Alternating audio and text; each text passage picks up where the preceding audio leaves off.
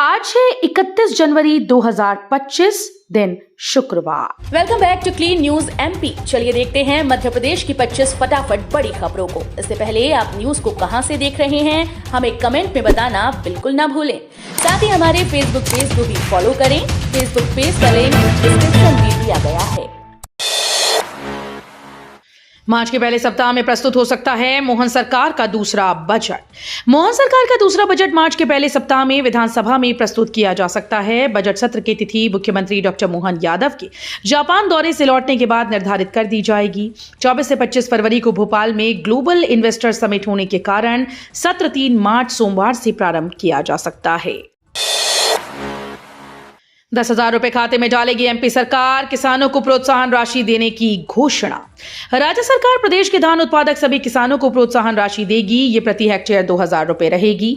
कृषि विभाग इसके लिए योजना तैयार कर रहा है। इसमें 5 हेक्टेयर तक की अधिकतम सीमा निर्धारित की जा सकती है। योजना को मुख्यमंत्री डॉक्टर मोहन यादव के जापान दौरे से लौटने के बाद अंतिम रूप दिया जाएगा। राशि 1-2 माह में किसानों के आधार से लिंक बैंक खाते में एक बड़ा कार्यक्रम कर अंतरित की जाएगी। 16 फरवरी को होगी एमपीपीएससी राज्य सेवा प्रारंभिक परीक्षा। सफलता के लिए अपनाएं स्मार्ट तरीके।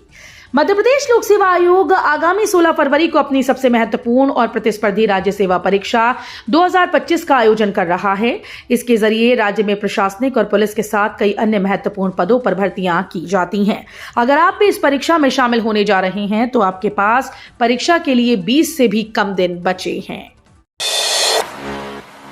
मुख्यमंत्री ने सिस्मैक्स को एमपी में मेडिकल डिवाइस पार्क में निवेश के लिए आमंत्रित किया।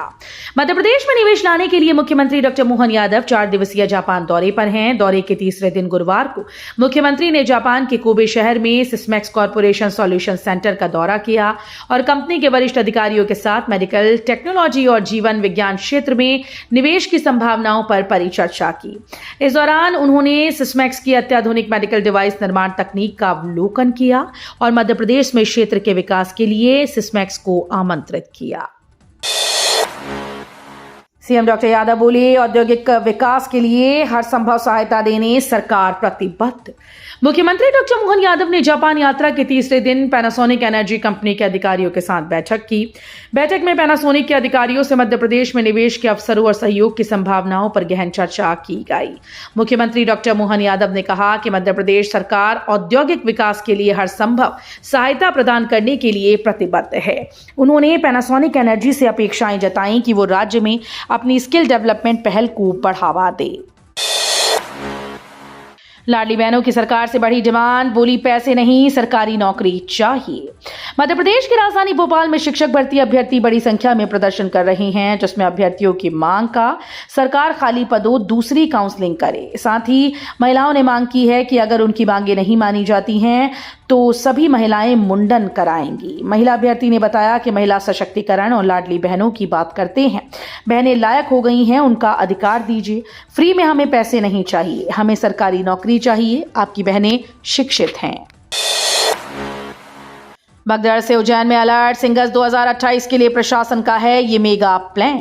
प्रयागराज हादसे के बाद मध्य प्रदेश की सरकारी मशीनरी का ध्यान उज्जैन में भीड़ प्रबंधन पर केंद्रित हो गया। सक्रिय उपायों की योजना बनाकर उन्हें लागू कराने के लिए प्रदेश के अपर मुख्य सचिव डॉक्टर राजेश राजौरा उज्जैन आ रहे हैं। राजौरा 2 और 3 फरवरी को स्थानीय अधिकारियों के साथ बैठक करेंगी। इंदौर में एलआईजी चौराहे से नौलखा तक चौड़ा होगा रोड। 7 मीटर की होगी सड़क।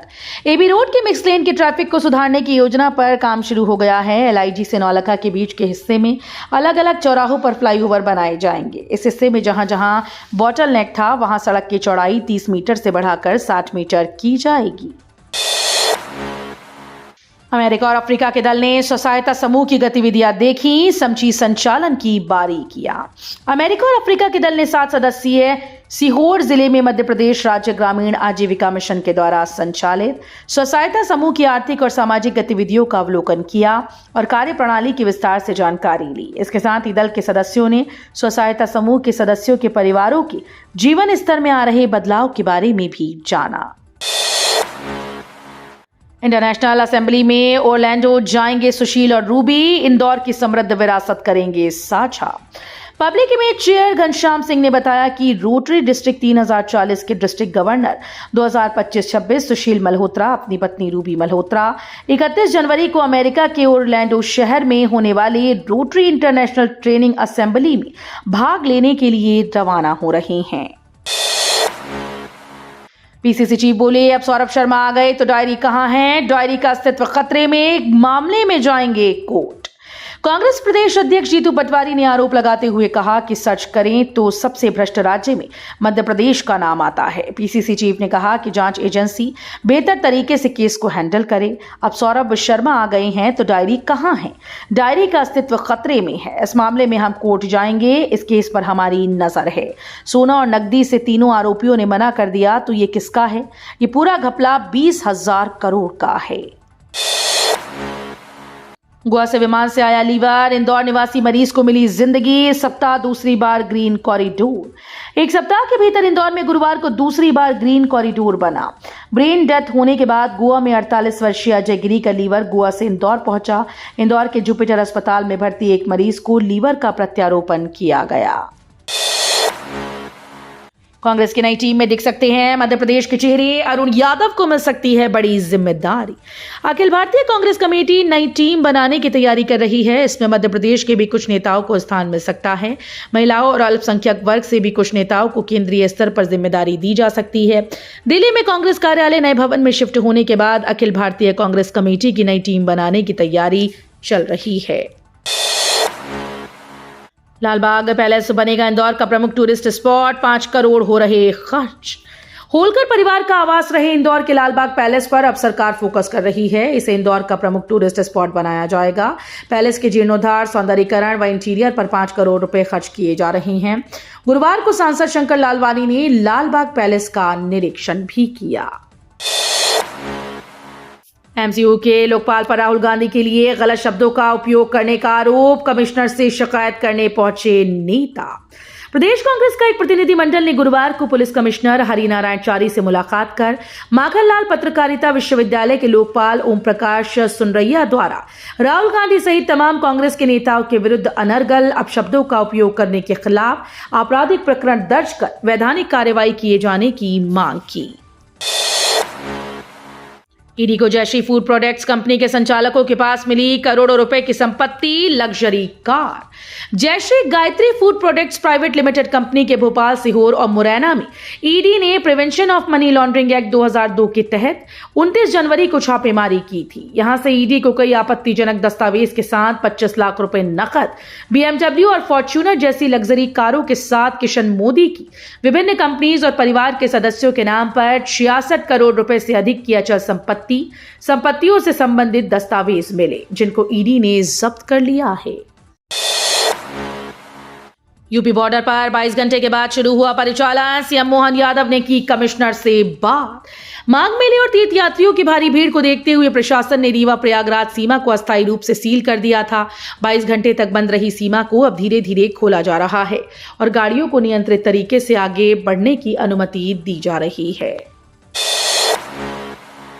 Viral girl Monalisa the diary of Manipur film में करेंगी एक्टिंग। लंदन में होगी शूटिंग। प्रयागराज कुंभ में महेश्वर की मोनालिसा की एक रील वायरल होने से देश और दुनिया में सुर्खियों में आने के बाद the diary of Manipur film में आर्मी मैन की बेटी का मोनालिसा किरदार निभाएंगी। फरवरी में इस फिल्म की शूटिंग शुरू हो रही है। मार्च अप्रैल में मोनालिसा शूटिंग में शामिल होगी। बंजारा समाज के महेश्वर में नर्मदा तट और किले पर पर्यटकों को माला बेचने वाली बेटी मोनालिसा भोसले के घर फिल्म के निर्देशक सनोज मिश्रा पहुंचे। केंद्रीय मंत्री पुरी ने एनर्जाइज इंडिया कॉन्क्लेव में अविन्या 25 और वसुधा स्टार्टअप चैलेंज के विजेताओं की घोषणा की। पेट्रोलियम एवं प्राकृतिक गैस मंत्री हरदीप सिंह पुरी ने ओएनजीसी मुख्यालय में आयोजित एक विशेष समारोह में 2 प्रतिष्ठित स्टार्टअप चुनौतियों अविन्या 25 और वसुधा के विजेताओं की घोषणा की। ये घोषणा energise India catalysing growth through startup innovation के समापन पर की गई, जो एक उच्च स्तरीय सम्मेलन था जिसमें ऊर्जा क्षेत्र के दिग्गज निवेशक और नव प्रवर्तक एक साथ आए थे। BHEL में नौकरी पाने का शानदार अवसर, निकली है bumper vacancy. Bharat heavy electricals limited में नौकरी की तलाश कर रहे युवाओं के लिए एक बेहतरीन अवसर है। अगर आप भी यहां काम करने की इच्छा रखते हैं तो आपके लिए बहुत अच्छा अवसर है। BHEL ने इंजीनियर ट्रेनी और सुपरवाइजर ट्रेनी के पदों के लिए भर्तियां निकाली हैं। अगर आप इन पदों से संबंधित योग्यता रखते हैं तो BHEL की आधिकारिक वेबसाइट पर जाकर आवेदन कर सकते हैं। अमेरिका और चीन के बाद अब भारत भी बनाएगा AI मॉडल, अश्विनी वैष्णव ने की घोषणा। दुनिया भर में AI के बढ़ते क्रेज के बीच केंद्रीय IT मंत्री अश्विनी वैष्णव ने बड़ा बयान दिया। उत्कर्ष ओडिशा कॉन्क्लेव में उन्होंने कहा, भारत खुद का जनरेटिव AI लाने जा रहा है। इसे इंडिया AI कंप्यूटर फैसिलिटी के द्वारा चलाया जाएगा। 18,000 GPU के साथ भारत एक घरेलू AI मॉडल बना रहा है जो राष्ट्र की भाषा, आर्थिक और सामाजिक जरूरतों को पूरा करेगा। उड़ीसा में AI डेटा सेंटर सेटअप करने की तैयारी हो रही है। मध्य प्रदेश में मोहन यादव बेटियों को दे रहे 30,000 रुपए। मध्य प्रदेश की लाडली बहना योजना का बड़ा शोर है। इस योजना के तहत 18 साल से 60 साल तक की महिलाओं को मोहन यादव सरकार हर माह 1250 रुपए दे रही है। खास बात यह है कि यह राशि सीधे बहनों के खाते में पहुंच रही है। इस योजना की देखा देखी कर कई राज्यों ने इसी प्रकार की योजना महिलाओं के लिए लागू की। इस योजना के बलबूते साल 2023 में मध्य प्रदेश में हुए विधानसभा चुनाव में बीजेपी ने बम्पर जीत हासिल की थी। सागर को जल्द मिलेगा वाइल्ड लाइफ सेंचुरी का दर्जा। टाइगर के साथ कई वन्य जीवों का होगा दीदार।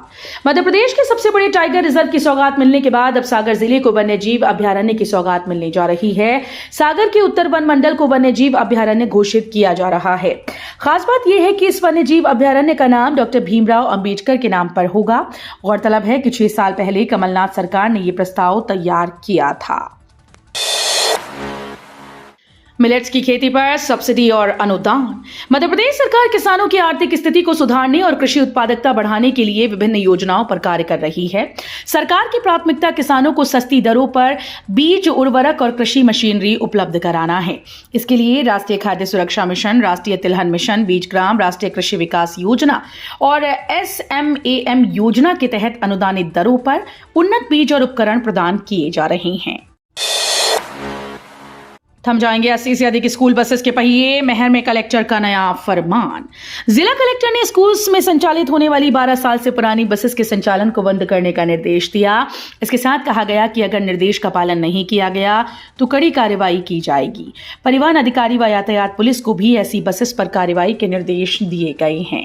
तो ये थी आज की 25 फटाफट बड़ी खबरें। अगर आपको न्यूज पसंद आई हो तो वीडियो को लाइक और शेयर जरूर करें। धन्यवाद।